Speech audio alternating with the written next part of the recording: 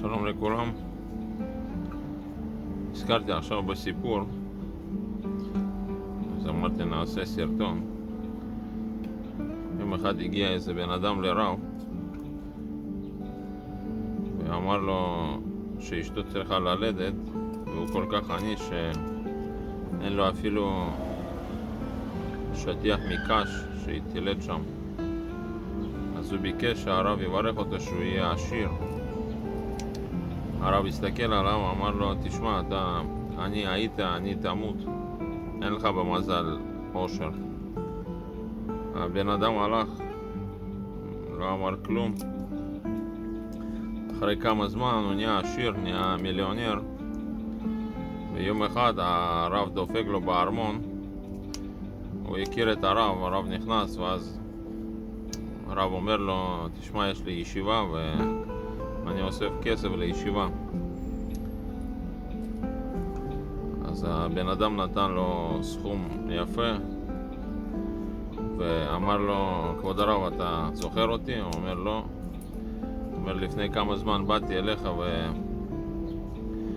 וביקשתי ממך שתברך אותי, ואמרת שאני הייתי, אני אמות, ועכשיו אתה באת לבקש ממני צדקה.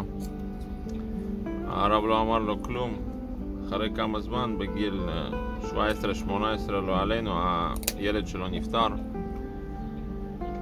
ואז הבן אדם עוד פעם נהיה עני,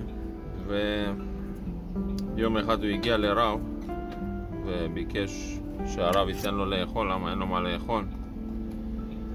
הרב נתן לו ואמר, אתה זוכר, יום אחד באתי אליך ואתה נתת לי תרומה וצחקת עליי, שאמרתי לך שאתה לא תהיה עשיר, והנה אתה עשיר עכשיו, ושאני באתי לבקש ממך כסף. אז אומר לו הרב, אני לא עניתי לך כלום, אבל מי שהיה עשיר זה הבן שלך, לא אתה. אתה גר עם הבן, אז גם אתה היית עשיר, אבל אתה, איך שהיית עני, ככה אני תמות. אז אני חושב שכל אחד שיש לו ילדים, אנחנו ההורים מקבלים את הברכה בזכות הילדים. למה כל ילד מגיע עם המזל שלו, עם הפת לחם שלו, כמו שאומרים.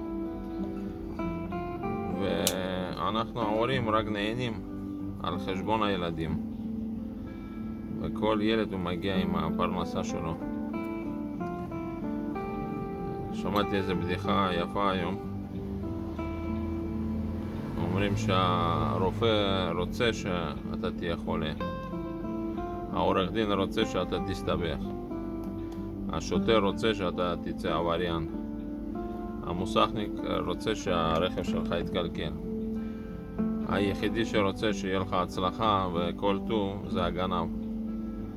אז לכולם יום נעים, להתראות.